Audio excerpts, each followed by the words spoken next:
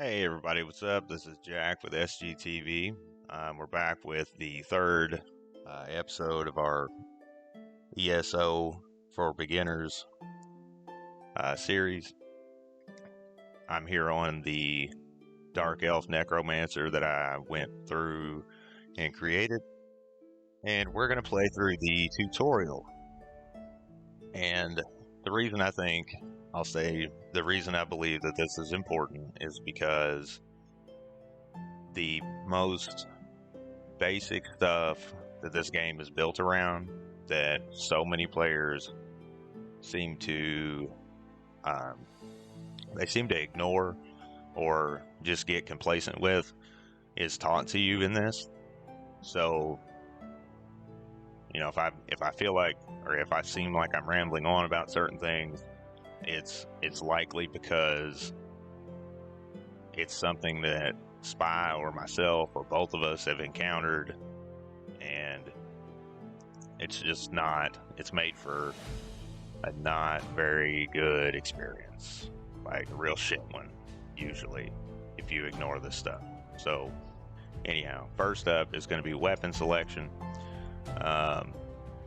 And I went through the dialogue to make sure that I had enough time. I'm recording this voiceover after the fact because I hadn't played the tutorial in a while. But first up is going to be weapon selection. Now there's a option of every weapon tree here. You have, just based on what you want to do, right? You have two-handed, you have dagger, you have dual-wield option, you have a sword and shield option, you have a restoration option, you have a destruction staff option. Hopefully, if you're at this point, you've created a character, you know what you want to do. If it's a Magicka character, for beginner purposes, pick a staff. If you're going to be damaging, pick a destruction staff. If you're going to be healing, pick a restoration staff. If you're a stamina-based character, pick, bow, or one of the dual-wield option, or the two-handed option, or the sword and shield option. The sword and shield is primarily for tanking. The two-handed, dual-wield, and bow are for damage dealing. Now, that being said,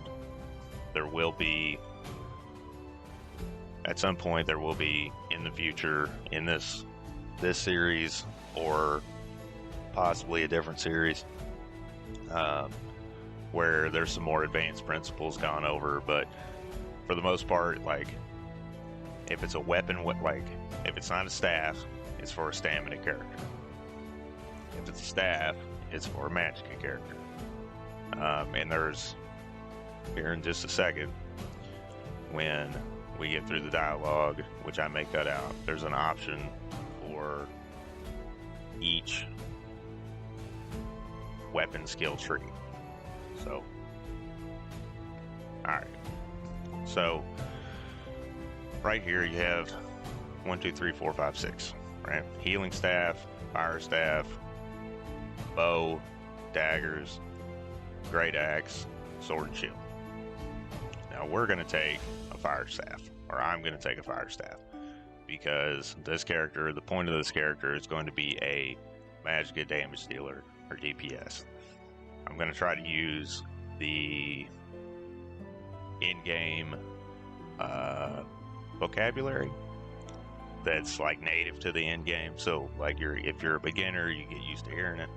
I'm going to be a Magicka DPS, which is Magicka damage dealer, so I'm taking an Inferno staff. Now, if I had a different plan, I would take a different weapon.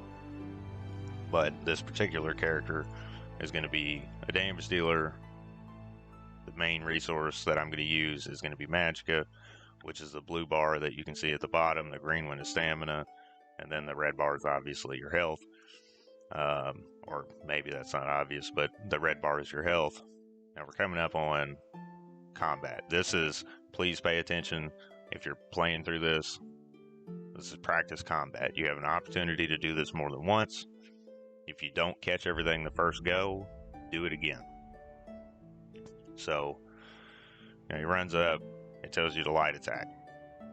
All right, so we're light attacking. This is where most of your damage is going to come from in the game. Which, when I get into ability rotations, I'll explain that. There's block, and now it's telling us to charge a heavy attack. So there's a heavy attack. Heavy attacks take a little longer. Block again. Makes you go through it a couple of times, and the reason being is because this is important. Sometimes you have to block stuff. Heavy attacks restore. There's break free. See, there's 2 times. There's 3 times. It's this repetition of bashing. And then interrupt. Or heavy attack, sorry.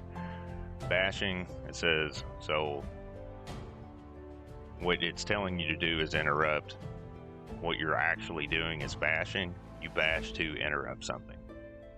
Now, what I was going to say about heavy attacks is, if you're using a staff, heavy attacking will return Magicka to you. If you're using a physical damaging weapon, then heavy attacking will return some stamina to you. I might have just said stamina twice. Heavy attacking with a staff will restore Magicka. Heavy attacking with a physical weapon will restore stamina. Now we leveled up. I claimed the rewards. You get skill points, and you get attribute points. If you're going to be a Magicka build, put your points into Magicka. If you're going to be a stamina build, put your points into stamina. Now, here, I'm selecting a skill. And see the weapon, there's the weapon skill tree, and then the 3 class skill trees that got discussed in the previous video. I'm going to pick up I have 1 skill point, so I'm going to pick up an ability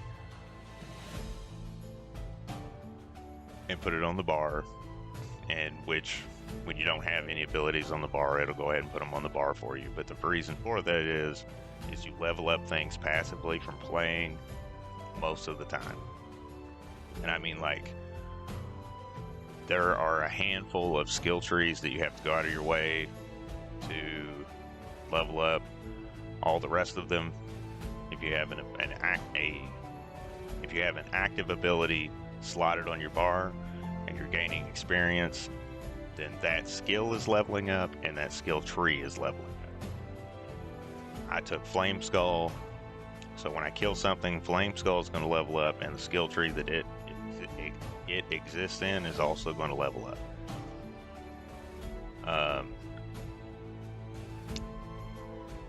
I'm going to do a little, more in-depth explanation on some of the different skill trees and how to go about leveling them up in another video. But there's a handful, like I said, that you have to go out of your way to level up. And here's the opportunity. As you can see on screen, I'd like to practice combat again before we set out. Please make sure you understand the combat mechanics that were just gone over. If you don't, do it again, because the basic mechanics of combat in this game are you can't skip them. Just go ahead and accept that you can't skip them. It's better to think about it that way than it is to think that you can damage your way through it or whatever. And while you're in here, there's a bunch of there's a bunch of little containers, or maybe I didn't mention it. But, alright, so here's another mechanic, sneak. You sneak to avoid encounters. You have a bear trap here that it wants you to disarm. And a little eyeball in the middle of the screen. When you go to sneak, it'll tell you when you're hidden and when you're not. It doesn't have to be all the way closed. If it's not all the way closed, then you're on the verge of being discovered. Anyhow, but while you're in here, go through the containers that are sitting around. They'll give you some items that, to get you kicked off in certain things. Like, one of the items that I picked up was a recipe for jasmine tea. I got some lockpicks, decorative wax, ginkgo, that's provisioning ingredients. crafting, basically. Crafting ingredients. The lockpicks are important. You're going to run into a lot of chests throughout your gameplay. And that's, it's over the course of time, but anyhow, we now are being told to sprint, and I'm playing with the controller, so I have the controller interface. It'll say something different if you're playing with the mouse and the keyboard. I am playing on PC and A. I just prefer playing with the controller. But that's doesn't matter. It's the principle that the game is teaching you here is what's actually important.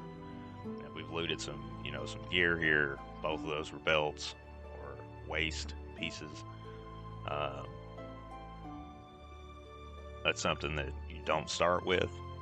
So that's why it's good to be going through these containers. I don't go through all of them. I go through a few of them just to, demonstrate.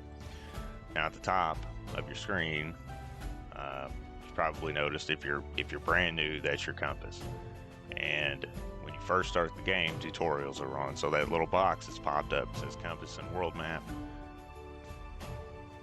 Those will pop up when you first encounter things, certain things, to explain it a little more in depth, which a few of them have been on the screen already. That particular one explains how to know, if you got lost or distracted with something, and up in the top right corner it tells you, what quest you're actively working towards.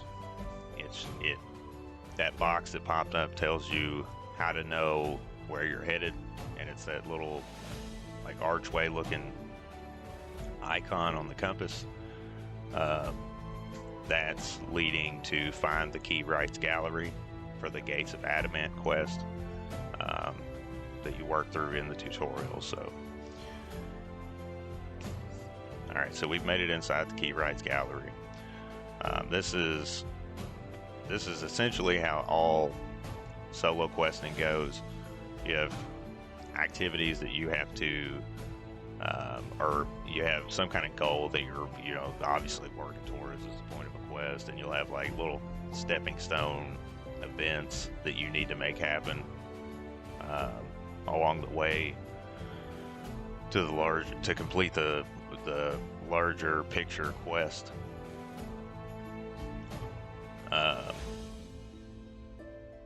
I'm probably likely to, chunk this up a little bit, which at this point I've already done, but I'm gonna cut some of this out to get to the important parts, because really most of this is like running around and things. Everything that I put in this video, or everything that ends up in this video, is something that please pay attention to as a beginner. And if you're watching this as a seasoned player, I'm sure you have an opinion, and I respect the opinion, but ultimately, ZOS put time into the tutorial to teach you things that are important in order to be successful at the game. If you can do the things that you learned in this tutorial, and you can do them well, meaning when you see the visual effect that is pretty much always present, you just may have to look for it. If you can do these things when you see the cue to do it, you can do whatever content in the game you want to. So anyway, we're gonna run over here to get the Sky Shard. There's a Saber Cat down here that's it's going to be an enemy encounter. Now I have ability slotted, so there's the ability, and I'm kind of light attack weaving in between. I killed it. It was telling me something was getting ready to happen, but anyway, there, as you can see, Destruction Staff and Grave Lord both increased in level. That's because I'm holding a Destruction Staff. I killed the Saber Cat and got experience, and I also have an ability bar, or an ability on my bar. So here's another combat encounter. Now that's dodge roll, okay? I didn't have to in that particular case. That's what it looks like. Now Flame Skull is increased, and that's because that particular skill is on my bar. So we're going to grab the Sky Shard and move on. Alright, so we picked the Sky Shard up. We're about to repair the gate. I'm going to try and not narrate the quest all that much, because that's really not the important part in here, although it is teaching you how to realize when you've moved on to another part of the quest. So something that is, you can see some of the stuff on my screen is an add-on. Some of the parts of my user interface are add-ons. This game does have combat text built into it, and the reason that I keep harping on combat is because, or the combat basics, is because those things are the biggest complacency point with players that I've encountered. There's very much a disposition that damage is king, and I'm here to tell you it's fucking not in this game. It's convenient. Damage is convenient. So we have a what is meant to be like a boss encounter. Alright, so I dodged that. That's why dodge roll is important. It says to interrupt. I didn't make the interrupt, which is fine in the tutorial, but it's not. It's some content, it's not. Now, dodge out of that area. Combat text tells you to dodge out of that area because there is going to be damage in that area. It tells you destroy the feasts, which are... I'm going to dodge out of that area again. The feasts are the little balls that she summoned. Now here, it says, interrupt. This is where damage is king. It's convenient because I was close enough that I didn't actually have to do the mechanic. It's better to just get in your head that you have to do the mechanic. You'll have a much better experience, because if you can do these, I know I've said this a couple of times, if you can do the basic combat mechanics, you can do whatever content you want to in this game. Level plays into that a little bit, but the game, ever since the 1 Tamriel update, or 1 Tamriel patch, whatever it was, chapter, this game scales in difficulty according to your level. Now you've seen me going through here and like looking at the bookshelves. You can actually gain a level just by reading the books on the bookshelves. You can gain a level in a skill line that you have never used.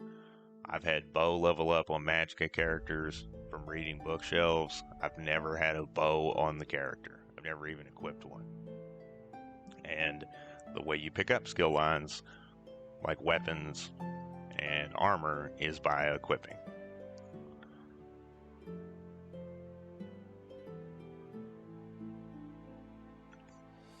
Alright, so we're here at the end of the tutorial. This room is where you get to pick where exactly you're going to go in Tamriel and start off your adventure. My recommendation, which is, I've said it in all the videos, it's not gospel, or it's not, it's not set in stone. Don't take everything I say, for like, you got to do it. My recommendation is start in the zone that matches your faction, because there is, there was the base game that came out. There's storylines within it And if you plan on doing the questing, which I suggest doing, it's fun. It gives you a lot of, some of it's fun. It gives you a lot of skill points. You get you get a lot of stuff along the way, and it's an experience. It's. I don't think you should play the game if you don't plan on questing at all, at least on one character. I think you should pick the area that starts with your faction, which I do here. I started out in Bleak Rock.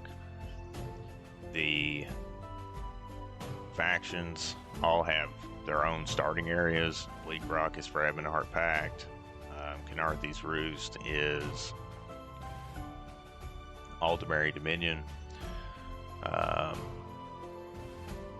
And there's a particular way, which I can lay out in another video if that's something that people want to, that you all want to see. There is a particular way that you can play through this game to get the stories in the order that they were released. Some of the options here are also, DLC chapters, expansions like Blackwood is one. The newest one is one, High Isle. The Elsewhere chapter is one. Morrowind, which was it was its own chapter. Now it's part of the base game. That's an option. I just recommend that you start out in your faction's starting zone. I'm Ebonheart Pact, so Bleak Rock Isle is where I end up choosing to go to start off that particular quest line, and it tells you when you look at, when you go up to interact with one of the gates here.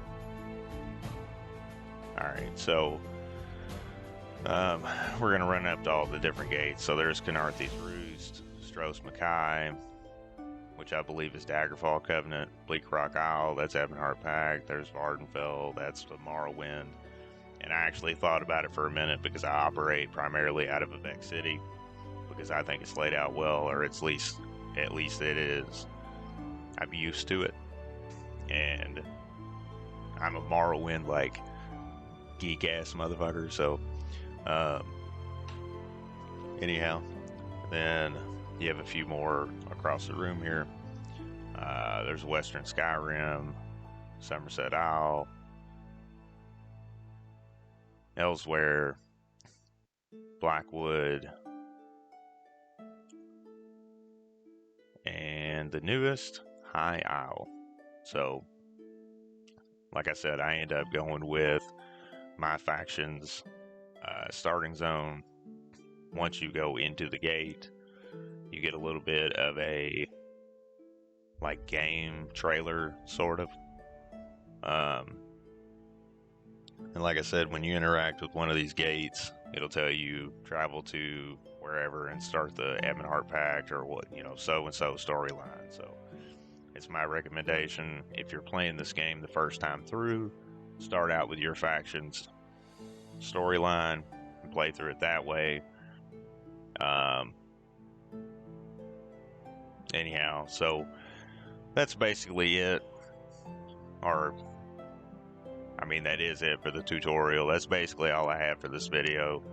I just want to stress, if when you're playing through the tutorial, if it's teaching you something, pay attention to it, because doing so and improving on what the tutorial taught you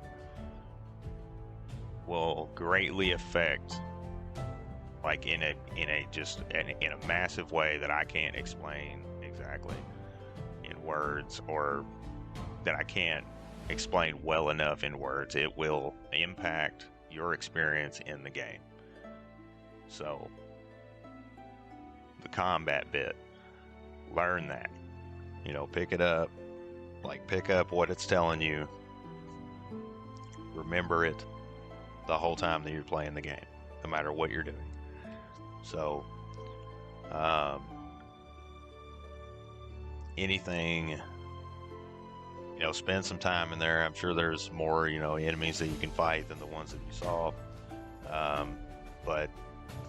that's,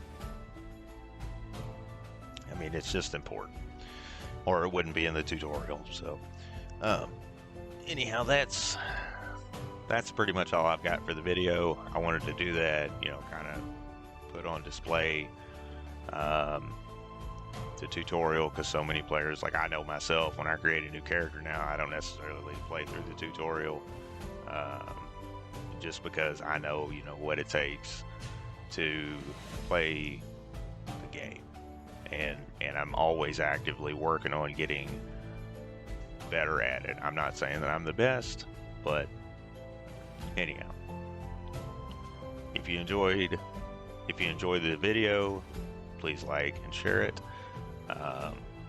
If you're enjoying the content that you see on the channel and you haven't already, please go ahead and subscribe. We would love to have you as part of the community here. Make sure you click the bell icon. That way you get notified anytime that we put out new videos, which is on a regular basis. One more thing before I go. There are a couple of ways now that you can go about supporting the channel. Aside from just subscribing to it, we have Spy Pie Gaming t-shirts, which I will make sure that I link up in the top corner of the video and put in the description. And then there's also, if you don't want to buy a t-shirt, there's also below every video that we have a button that says thanks. You can click on it and donate a few dollars. Every little bit we appreciate greatly, and it helps keep us, you know, rolling on this. It helps us to keep this rolling, really. Something Spy and myself very much enjoy. So, and hope that we're entertaining you or teaching you, you know, if you're new to any of the games that we cover, or I mean, in some cases, you know, in some cases, experienced players don't know certain things. They have to look it up. So, anyhow, that's all I got, and I will see you guys in the next video.